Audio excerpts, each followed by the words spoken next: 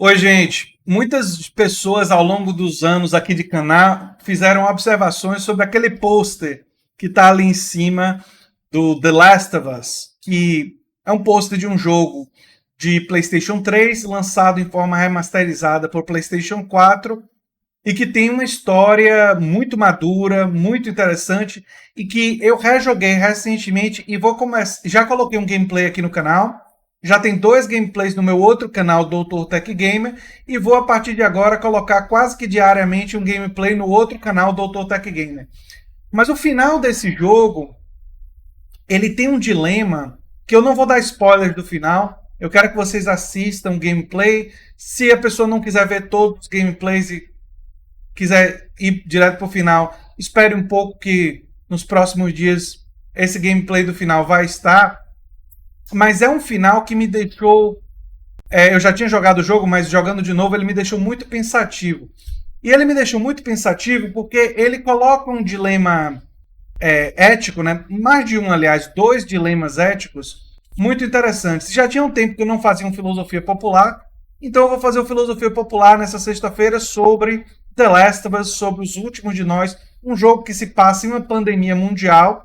No caso do jogo, a pandemia praticamente destrói a humanidade. Não é o nosso caso. Muita gente, infelizmente, está falecendo da nossa pandemia e a economia está atingida terrivelmente. Nossa pandemia é terrível, mas a pandemia do jogo consegue ser muito mais terrível do que a nossa.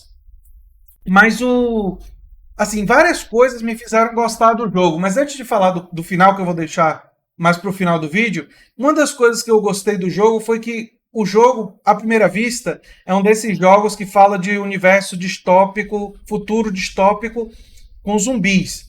E, na verdade, os infectados pelo fungo, né, os esporos, não são zumbis. E eu digo isso como alguém que assiste The Walking Dead, que conhece a história de zumbi. Assim, uma das características dos zumbis, por exemplo, é o zumbi precisar levar um tiro ou alguma coisa na cabeça para ser destruído, né, para parar. E os infectados de The Last of Us, bombas, tiros em outras partes do corpo, eles param. Eles são seres humanos doentes. E esse elemento de realismo maior, apesar de ser um videogame, é uma coisa que perpassa o jogo em praticamente tudo. Por exemplo, é muito difícil conseguir um carro no jogo porque os carros estão quebrados e não tem quem conserte, não tem tanta peça para consertar e não tem tanto combustível. Então, assim, é complicado você usar um carro no jogo. Esse jogo você passa a maior parte do tempo andando, né?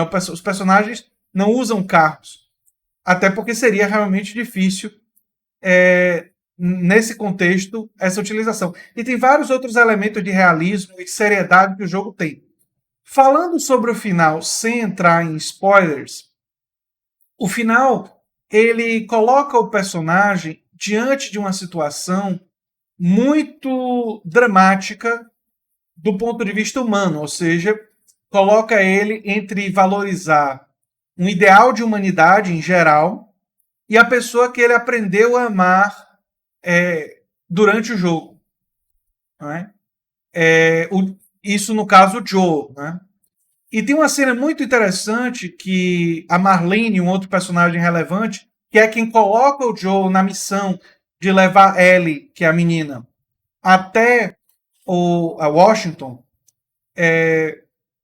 Só para explicar assim o enredo, Joe perdeu a filha logo no início do jogo, isso não é muito spoiler, e 20 anos depois ele está num futuro onde existem diversas milícias, e uma dessas milícias, os vagalumes, entregam uma menina para ele, a Ellie, e dizem, olha, você tem que levar essa menina para Washington, e não explica o motivo. E no caminho, ele acaba descobrindo que ela é imune, logo no início do jogo, que ela é imune ao fungo, e que o sangue dela, e quer dizer, a imunidade dela, poderia ser utilizada para a criação de uma vacina contra esse fungo para combater de vez e acabar com essa pandemia que está afetando a humanidade. Então, é uma missão, obviamente, de um contorno de grande importância.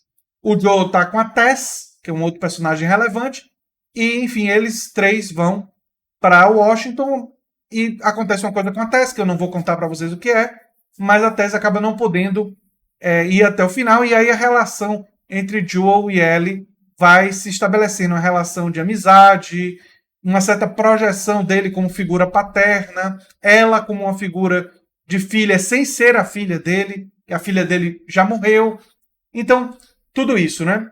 Agora, falando sobre o final, e depois eu posso fazer até um vídeo com spoilers do final, assim, falando especificamente, depois que eu postar o final no outro canal, aí vocês assistem, eu digo que vai ter spoilers, e aí a gente discute os detalhes do final, falando dos detalhes.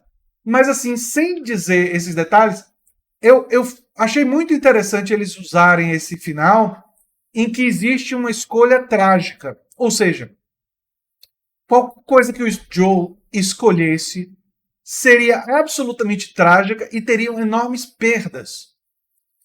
E isso eu acho muito interessante. Tem uma cena no final do jogo que a Marlene, que é a membro dos Vagalumes, que manda o Joe nessa missão, ela diz para ele: olha, nós não temos escolha, nós não temos o que fazer. Temos que fazer exatamente isso que eu estou dizendo para você. Não existe outra alternativa. E aí o Joe diz para ela: fique contando para você mesma essas mentiras. Talvez isso te conforte. Insinuando para ela, dizendo claramente, aliás, que sempre existem escolhas e que sempre existe a possibilidade de escolher um outro caminho, que não é o caminho que ela definiu. No fim, o Joe realiza a escolha dele em duas fases. Uma, ele faz um ato violento, que vocês vão entender quando vocês assistirem ou jogarem. E dois, ele decide não contar para Ellie o que ele fez. Na segunda coisa, no ato de não contar, como eu sou uma pessoa que defendo muito a ideia de sinceridade com as pessoas que você ama, que você tem consideração, ao me colocar no lugar dele, esse ato eu claramente não consigo defender moralmente. Ou seja, o ato de não contar é um ato, para mim, condenável. Para mim, ele tinha que contar. E explicar, inclusive, por que ele decidiu o que ele decidiu. Mesmo que isso levasse a Ellie ficar chateada com ele, mesmo que isso levasse a Ellie, assim, a todas as consequências. Eu sei porque ele não contou, porque ele não queria lidar com as consequências. Mas eu, do ponto de vista moral, entendo que você tem que contar. Então, essa parte da decisão dele, eu discordo. Mas a primeira parte da decisão dele, que envolve uma decisão de valorizar mais uma certeza ou uma possibilidade de, enfim, eu consigo arguir pelos dois ângulos. Ou seja, eu consigo arguir moralmente a decisão que ele realizou e consigo arguir moralmente a posição da Marlene. E eu achei muito interessante porque eu sou uma pessoa que gosto e me interesso pela ideia de saber a resposta certa, moralmente. E em várias outras questões. Qual é a resposta certa? Qual é a resposta melhor? Não é? E nesse caso do jogo, e isso que é tão interessante nesse jogo, e na parte final, pelo menos, eu não consigo dizer para vocês com certeza absoluta qual é a resposta certa. O jogo coloca um dilema que eu diria que, se ele tivesse tomado a outra decisão, eu compreenderia, mas ficaria. É uma decisão altamente incômoda. E a decisão que ele tomou potencialmente pode ser mais incômoda ainda pelas consequências futuras, mas ao mesmo tempo, diante de um cenário onde você não pode afirmar com certeza que os resultados que a Marlene está dizendo vão necessariamente levar ao que ela está dizendo, ou seja, existe uma dúvida imperando sobre os resultados, né? Uma dúvida sobre a possibilidade da tal da vacina, será que a vacina vai funcionar fazendo isso ou não? A decisão dele é compreensível também pelo outro ângulo. E eu achei isso muito interessante, porque o jogo, de certa forma, ele é muito maduro. Ele trata a gente de uma forma muito adulta, porque mostra que o jogo tomou uma decisão. Não é um RPG. Não é um jogo que a decisão cabe ao jogador.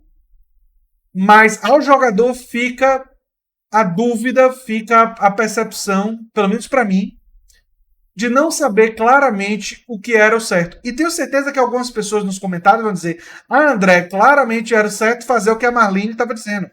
Joe fez uma coisa monstruosa, errada, condenável. Mas aí que tá. Você está partindo da sua concepção e até do que você acha que as consequências vão ser. Vamos supor que você fizesse o que a Marlene falou e não desse certo. Você conseguiria se perdoar? Vamos supor que você fizesse o que a Marlene falou naquele momento e não desse a vacina. E aí? E aí? Ao mesmo tempo, ao fazer o que o Joe fez, ele fica sem saber se daria ou não daria vacina. Percebe? Se daria ou não daria certo. Enfim, eu acho muito interessante esse final. E também achei muito interessante o DLC do The Last of Us pela coragem de discutir uma questão de diversidade, de identidade sexual em um jogo, em um videogame, e abordando personagens pré-adolescentes. Né? Então, e fez isso com enorme sensibilidade, com um nível de roteiro excelente. Né? E eu acho que acaba sendo uma lição, né?